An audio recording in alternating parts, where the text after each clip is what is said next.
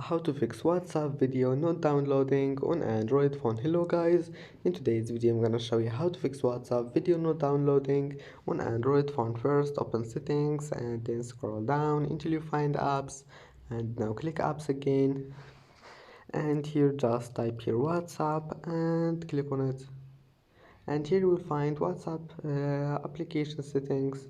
Now just click storage, clear cache, this one here, click on it,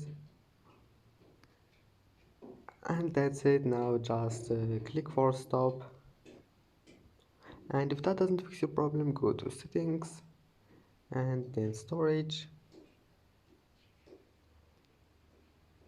and now just click clean up and clean some space, and your problem must be fixed. And that's it for today's video. Don't forget like and see you in the next video.